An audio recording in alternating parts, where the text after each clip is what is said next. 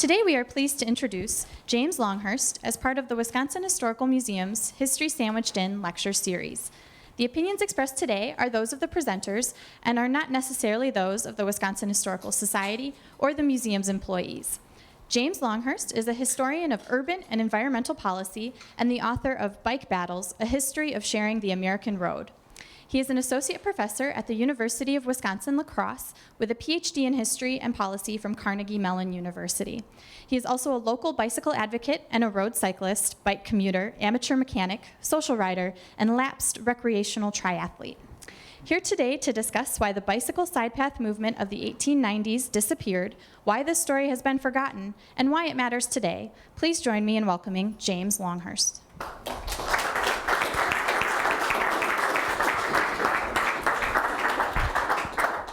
Thank you very much for coming out this warm, early September day. I'd like to thank, of course, the Wisconsin Historical Museum and the Wisconsin Historical Society, and my colleagues at the University of Wisconsin-La Crosse Department of History.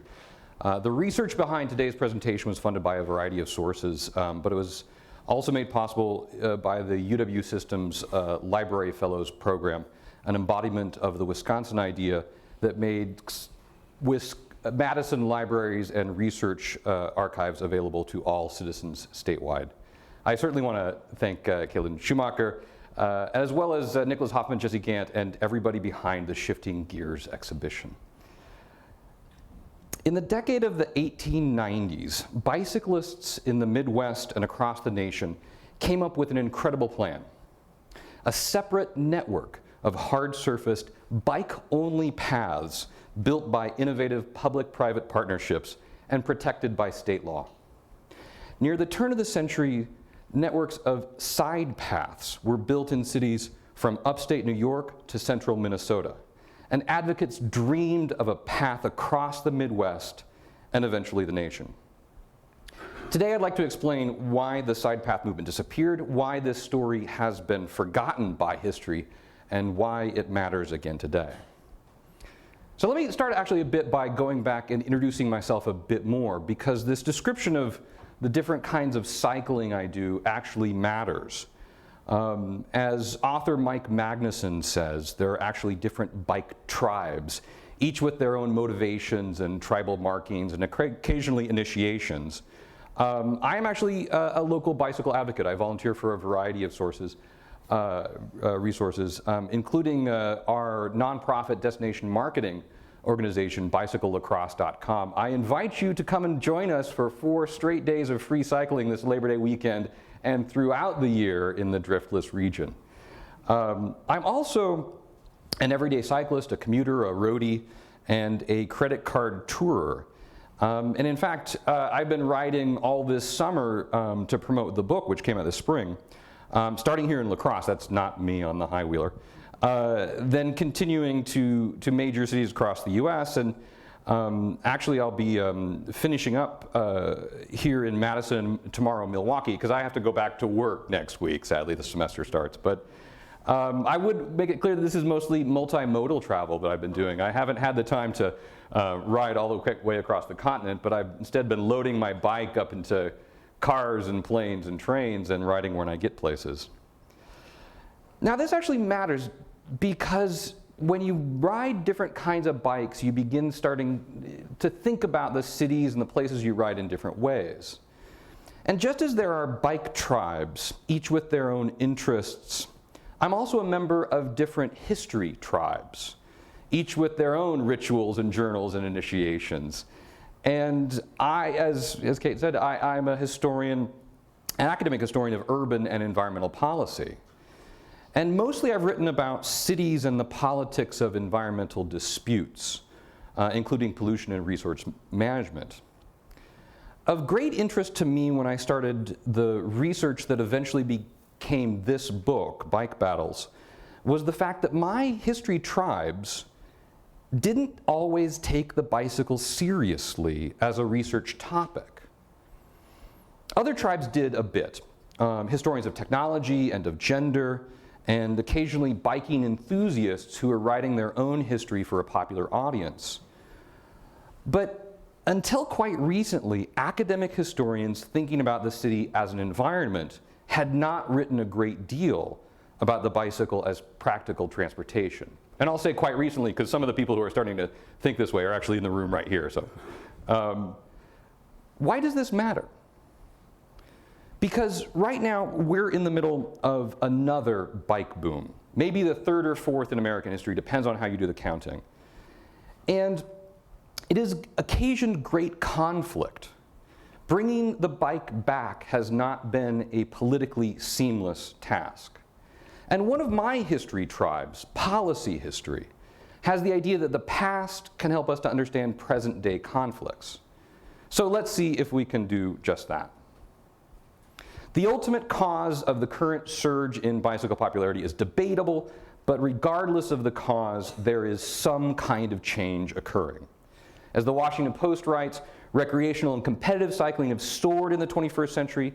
The number of people commuting by bike is estimated to have increased by 43% since 2000. In just the first decade of the 21st century, according to the industry group People for Bikes, the total number of bicycle trips doubled. Graphics like this from the League of American Bicyclists show the nationwide surge. This is a city breakdown, and the rest of the nation is, of course, chasing Portland, Oregon here with its vast increase. But it's also visible in a state-by-state breakdown. No one is decreasing the amount of bicycling that they're doing, and some places are vastly increasing. Major cities can no longer consider themselves attractive tourist destinations or places of employment without bike rental systems. Surveyed teenagers are less likely than previous generations to prioritize auto ownership. And I'm just floored by that. When I was 16, nothing was more important to me than my driver's license. And yet, 16-year-olds today, nothing's more important to them than their smartphone. So while practical urban cycling is experiencing a new resurgence nationwide, a century of decisions privileging the car are making it difficult to reintegrate the bicycle into dominant automobile traffic.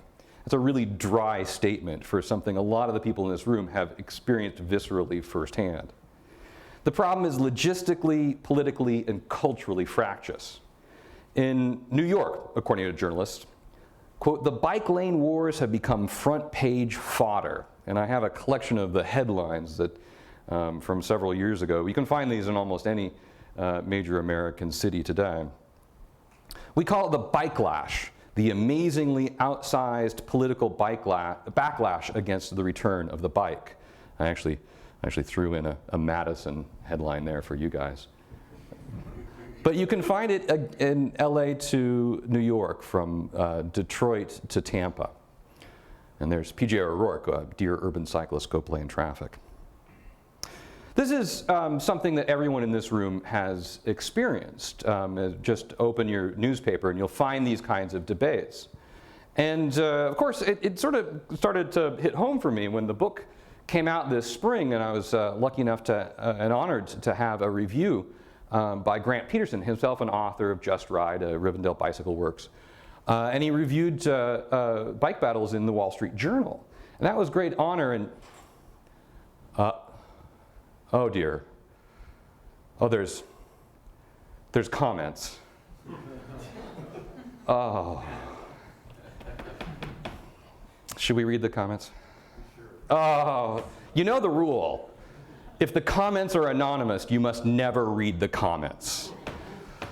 In the interest of research, I often read the comments, I say. You know, in the interest of not having a heart attack, I'm going to try to stop doing that. But in the interest of research, to find out what people are talking about when they talk about this bike lash, I read the comments. And so I read the comments on mine. Okay, all right. Reeks is misspelled. Okay, all right. Oh, there's many, many things misspelled. But at the same time, we're learning some things here. Elitist attitude of bicyclists. So we have some discussions of attitude and social group. White male, there's some interesting information here. Well, this isn't that bad. I'm okay.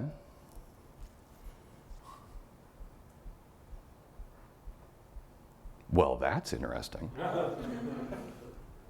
We have a political philosophy identified here. In fact, saying that bicycles as a form of transportation is appropriate for one political philosophy and not for another.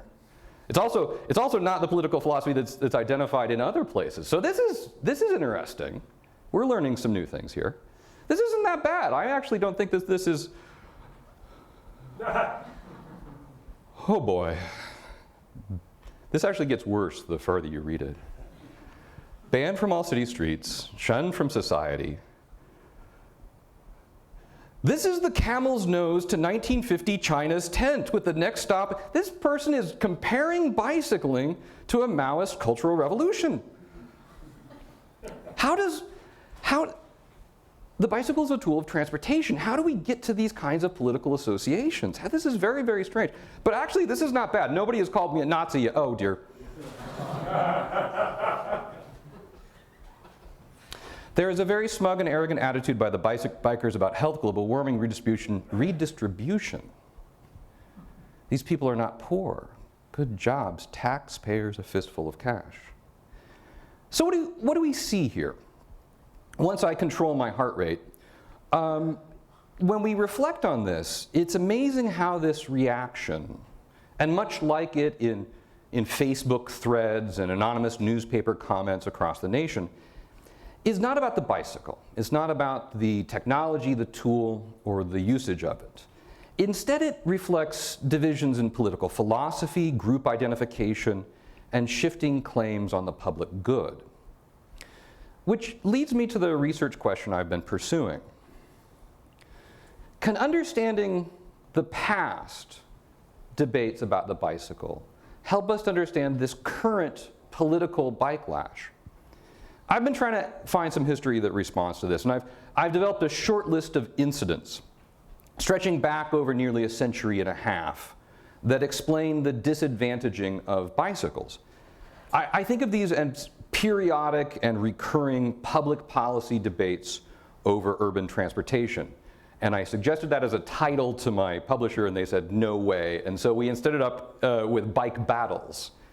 And I don't mean the less useful metaphor of bikes versus cars or a war on bikes. I mean battles over bikes.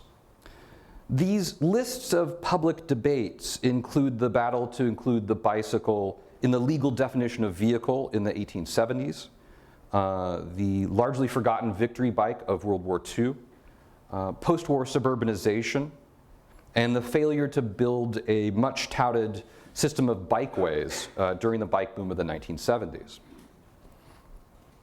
But today I just want to talk about one of these incidents, the side path movement of the 1890s.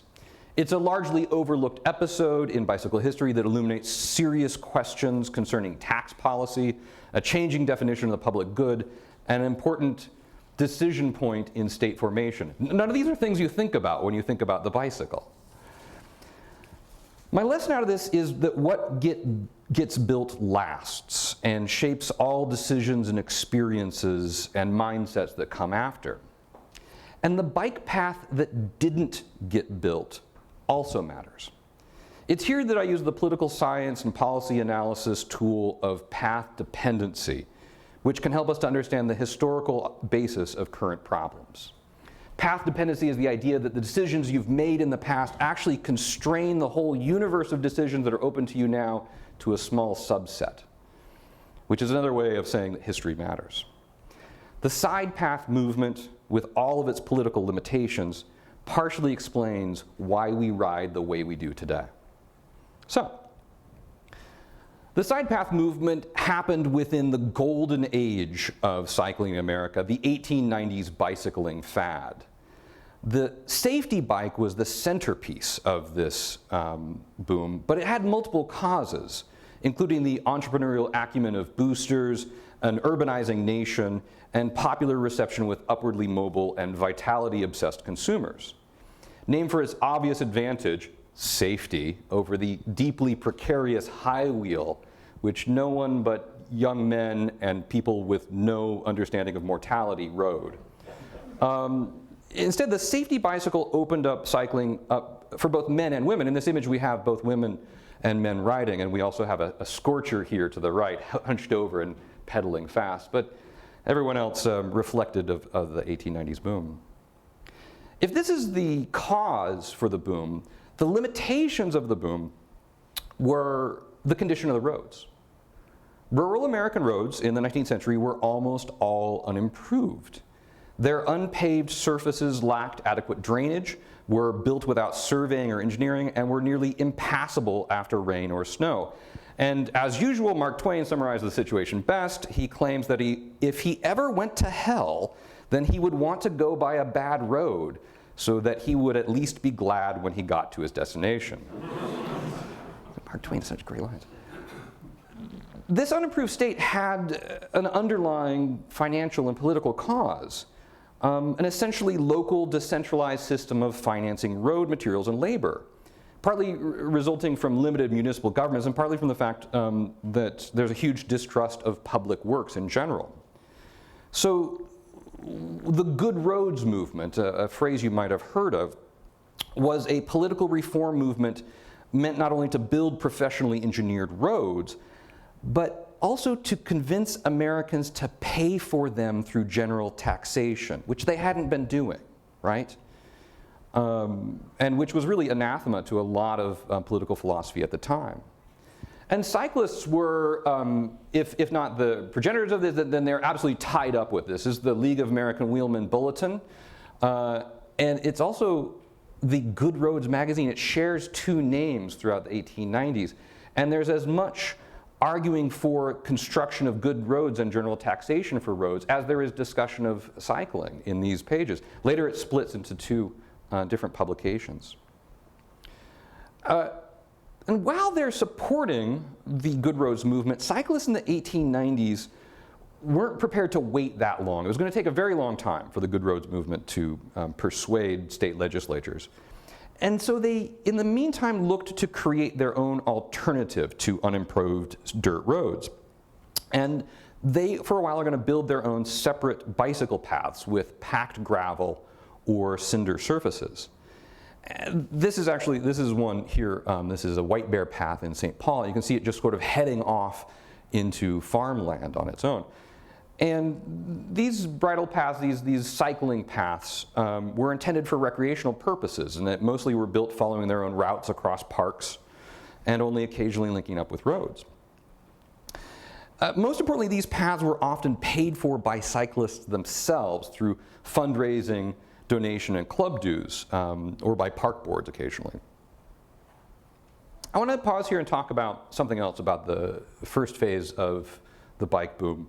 In its earliest stages, the bike boom was also an elite fad, which is partly an explanation of what happens later.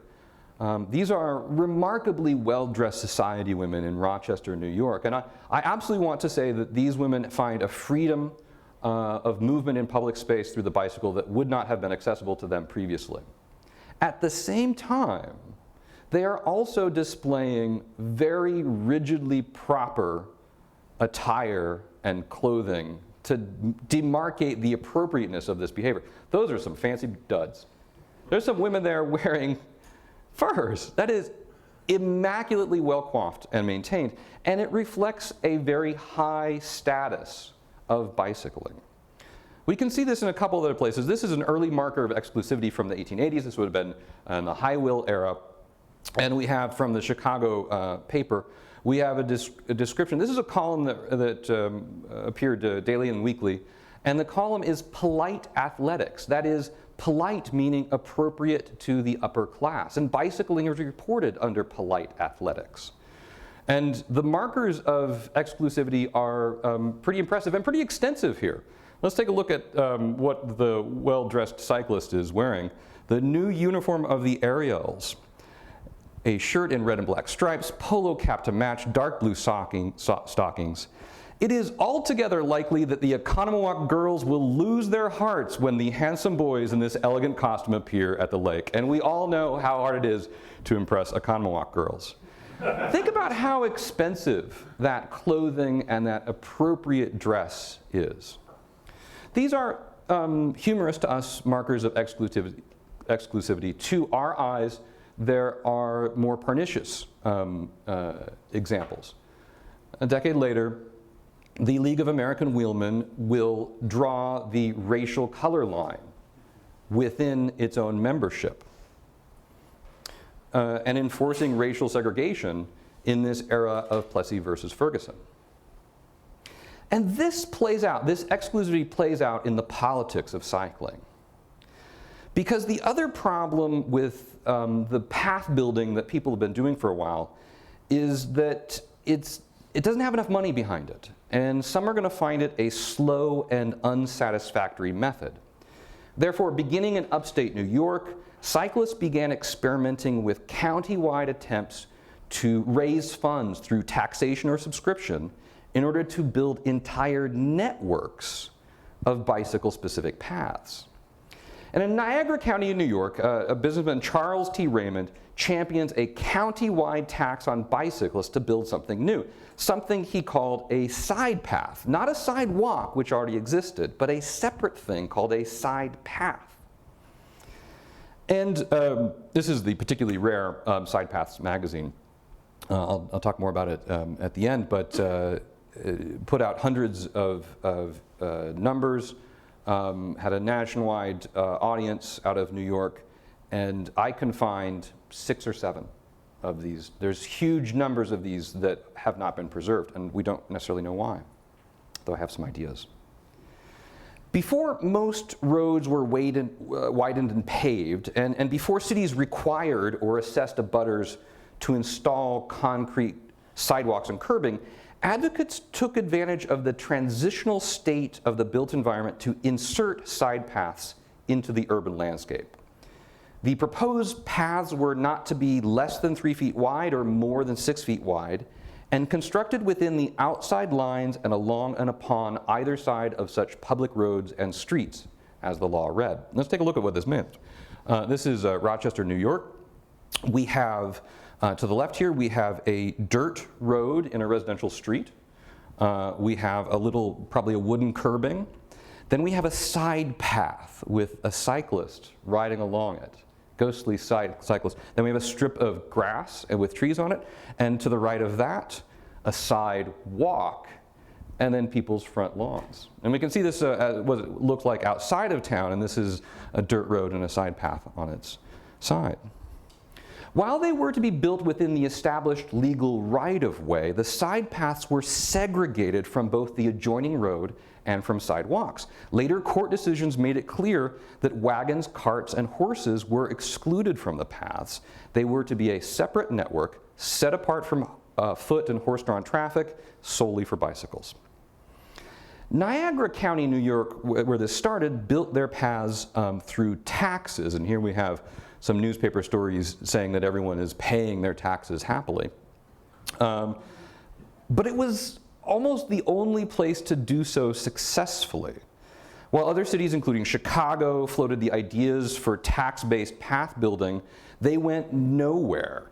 Most tax-based bike path building across the nation ran into serious political and legal opposition.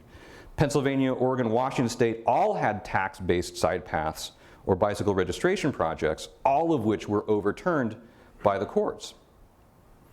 For example, when a law was proposed in 1896 to allow nearby Monroe County, next to Niagara, to tax all of their cyclists in the county $1 and build paths which only some cyclists might use, there was significant backlash. And here's where the social exclusivity of early cycling fed criticism.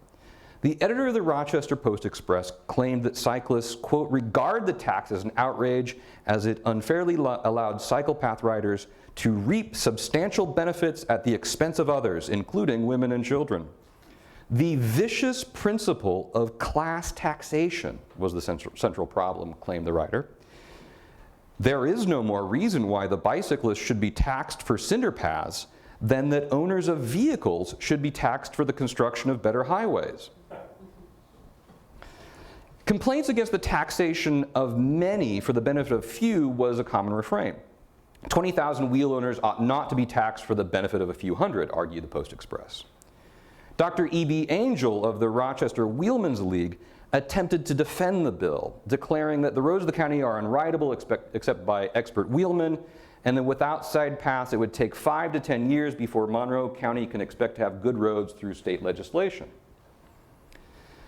County resident Franklin Smith, his response epitomized the opposition as he took the bully pulpit of a national magazine to summarize the debate in Monroe and to settle scores. The language here gets fairly heated for a discussion of bicycling, which really should not surprise us by this point, right?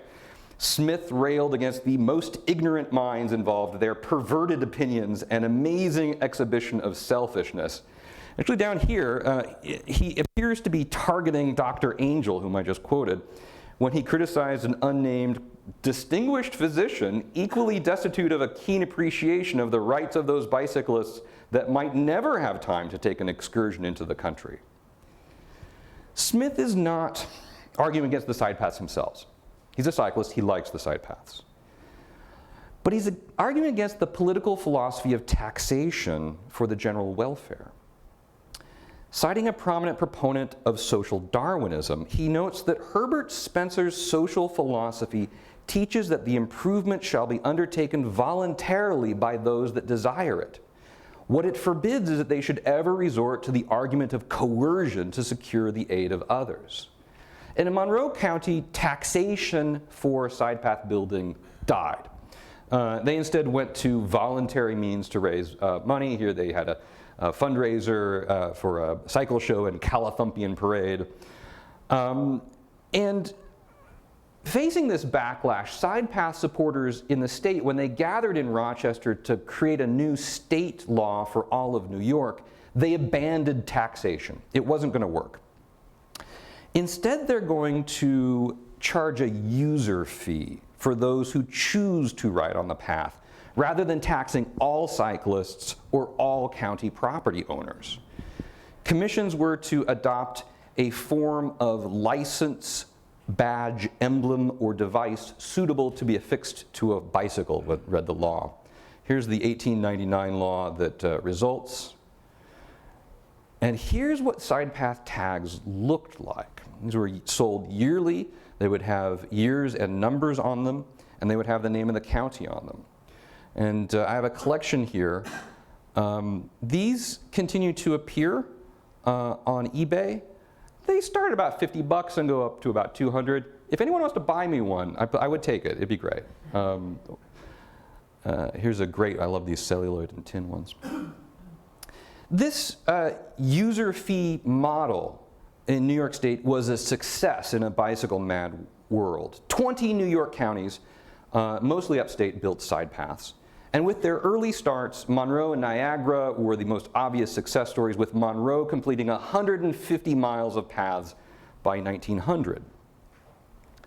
And New York's success actually spilled out. For example, Minneapolis and St. Paul became very ardent side path builders. There is a bit of a problem, though. They haven't figured out the tax issue yet either. The St. Paul Globe predicted in 1900 that Minnesota legislators would soon take up a law taxing the bicycles in every county in order to build paths under the direction of a side path commission similar to the New York Commission. The problem that they're trying to solve there is that the existing voluntary system had a number of what political scientists would today call free riders. In 1900, a journalist worried that the cost of side paths is not equally shared, a small number do all the work. Last year, 2,300 St. Paul wheelmen contributed, while 7,500 received the same benefits without lending any assistance whatever. Thus, in 1900, the two cycle path associations of St. Paul and Minneapolis attempted to arrange their own replacement by a quasi-state side path system. That plan quickly fell apart, the mayor vetoed it, and approving of the veto, the St. Paul Globe described the ordinance as radically obnoxious, objected to the aspects of the plan that smacked of class legislation. The public thoroughfares are public property, and their use should be free and unrestricted, they opined. To exclude cyclists from the use of the cycle paths because they have not paid a fee is clearly unjust discrimination and against all true public policy. By the summer of 1900, the Minneapolis City Council overcame the mayoral veto and passed a city ordinance requiring side path tags. And at the same time, St. Paul is still selling voluntary tags. As the problem continued, the issue was clearly about how to compel without controlling. The cycle tag in St. Paul has represented little more than an individual expression of appreciation, said the Globe. The tags are therefore some sort of voluntarily purchased symbol of charity issued by a private association, sort of like an NPR tote bag. And attempts to shame riders into buying them to pay for the cycle paths they're riding on continued. But as the bicycle boom continued, this solution was reaching its limits. Cycle riders wanted paths to be built by taxes, but that wasn't going to happen. But there was still a possibility that the public might be brought around to support the user fee licensing system. And one approach to drumming up support for path building found in inspirational plans for an interstate transcontinental bicycle network, connecting Chicago eastward to New York and west to Minneapolis and beyond. This visionary transportation network would be, quote, a complete system of side paths from Maine to Texas and from the Atlantic to the Pacific. Particularly here in the Midwest, cyclists supported the League of American Wheelmen's 1900 plan, aiming to build a continent-spanning network of bicycle paths, allowing them to go, quote, from New York to any point in Maine, Florida, or California on smooth roads made especially for them. I've been out riding, that doesn't actually exist. The first part of this imagined coast-to-coast network was to be a central spine of surface paths stretching from Minneapolis to New York City and connecting Chicago, Gary, Buffalo, Rochester, and Albany along the way. And supporters referred to this as the trunk line, but additional linkages were to split off to go to Omaha and elsewhere. One St. Paul journalist predicted the ability to travel a wheel from Chicago to the Twin Cities in soaring rhetoric, depicting the connection of existing local paths as a consummation of perhaps the greatest project ever undertaken by wheelmen in the Northwest and anywhere in the United States, for that matter. In the midst of these plans, New York-style sidepath laws were having success. Maryland, Ohio, Rhode Island, Connecticut, Florida, Minnesota all passed laws on the New York model in 1900 and 1901. And additional states, including Massachusetts, New Hampshire, Vermont, and Wisconsin, were all pretty close. The plan to connect through the Midwest here came up against a number of logistical hitches, and here's where things were starting to fall apart. The first problem was that the plan required all the counties and municipalities along the way to be as successful as upstate New York and Minnesota in creating their own side path commissions. Outside of a few exceptional locales, this wasn't happening. The second problem was here, the Mississippi River crossing. They've avoided the obviously superior crossing in La Crosse and have gone further to the south. And there's actually quite a bit of difficulty in crossing the river there and getting back up the bluffs. But the fatal blow came when Wisconsin did not pass their proposed statewide side path bills.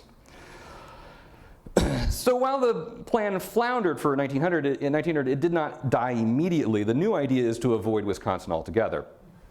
And here you see the dotted line is the original path, and now they've created a new path further south through Iowa and through Illinois. Without a statewide side path bill, it was not safe to count on individual Wisconsin counties to build their own parts of the side path network. This was not enough. While they continued to exist for a while, 1903 was really the last great season for building side paths. St. Paul's success was celebrated locally and nationally with an incredible 115 miles of paths built for the use of reported 12,000 cyclists, supported with club dues and government subsidies. Minneapolis itself has a remarkable radial network of more than 50 miles of paths extending from downtown and at least another 75 into the surrounding county. And counties throughout upstate New York had hundreds of miles of paths. Here, let's take a look at some of the St. Paul. This is the rutted dirt road to the right, and then the much more attractive, shady, and then here's another set of images.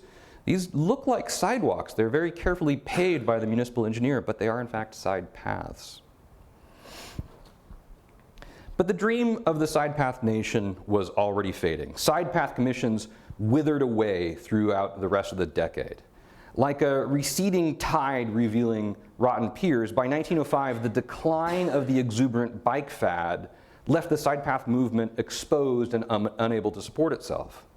The disappearing public interest exposed the inherent weakness in the movement's institutional structure, as essentially charitable funding streams prove incommensurate with the needs of permanent infrastructure for stable and incremental investment. With side path commissions weakened, their paths eventually disappeared under newly paved roads. In 1907, the Brooklyn Daily Eagle worried that, quote, "It is possible that when the state engineer comes along to survey for newly funded good roads, that he will demand that the entire width of the roadways where side paths now are be graded, which would cut out the side paths." This is indeed what happened. Where side paths existed, they were merely paved over. Most cyclists were delighted by this. Before the automobile, this new road was available for them. But others were concerned. With prescience, the Brooklyn Daily Eagle observed, it is to the interest of everybody, school children especially, that the side paths be allowed to stand, as it is too dangerous in these days of automobiling for a bicyclist to be compelled to ride in the road. But that appears to be exactly what happened. If you compare side path networks, as radial extensions in Rochester, to the good roads, the radial extensions, the good roads just paved over the most used roads where the side paths previously were. So let's talk about some conclusions, first from history and then for policy today. Why were the side paths forgotten? Why have so few people written about this history? And when, by the way, when I go back to Rochester and tell people in Rochester, New York that these existed, I actually have been accused of lying because these don't physically exist anymore. And that's the first reason. It's difficult for us to imagine this past. Really only Minneapolis and St. Paul in American cities kept remnants of theirs, and somewhat accidentally, as bridle paths and parkways as part of their grand rounds. They really didn't keep the knowledge of what the side path was. Additionally, the Good Roads movement, at the end of the side path movement there, was going to erase its support from cyclists. Frankly, having cyclists be supporters was too politically divisive at the time, and sort of stopping talking about bicycling and starting to talk about other benefits of good roads for farmers and others was better political rhetoric.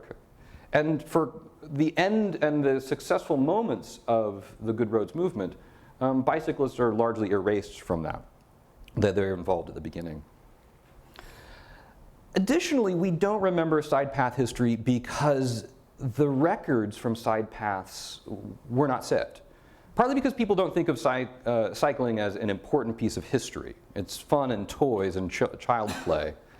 Additionally, side path commissions, being public-private partnerships, were not part of city or county governments, and so their records were very rarely put immediately into archives. There's so very few left. The records are spotty, and I've had to piece this together. And this is where, finding those very few remaining side path magazines was such an amazing discovery. After that point in time, through the 20th century, I'm now going to point the finger at us, we historians. For us, bicyclists were unserious. Bicycle was unserious as a topic, and so therefore, what historians wrote about the past did not include this history. And so therefore, the side paths as a political moment were written out of our popular memory. And what does this mean for us today? I'm a policy historian. I identified my tribe at the beginning. Policy historians like to think we can use history as a tool to make better decisions today. I'm going to say that funding streams matter. We get into huge debates as bicyclists about what kind of lanes or paths or tracks we should build. And I'm not offering a solution there. What I am offering a suggestion is that money matters. It shapes what happens. And I also would say that to the cyclist's detriment was being identified as an other. The elite and exclusionary language of bicycling turned against it in this political debate.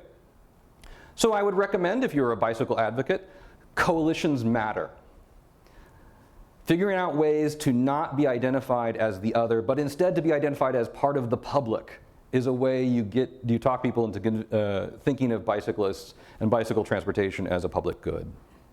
I don't think that side paths were a failure.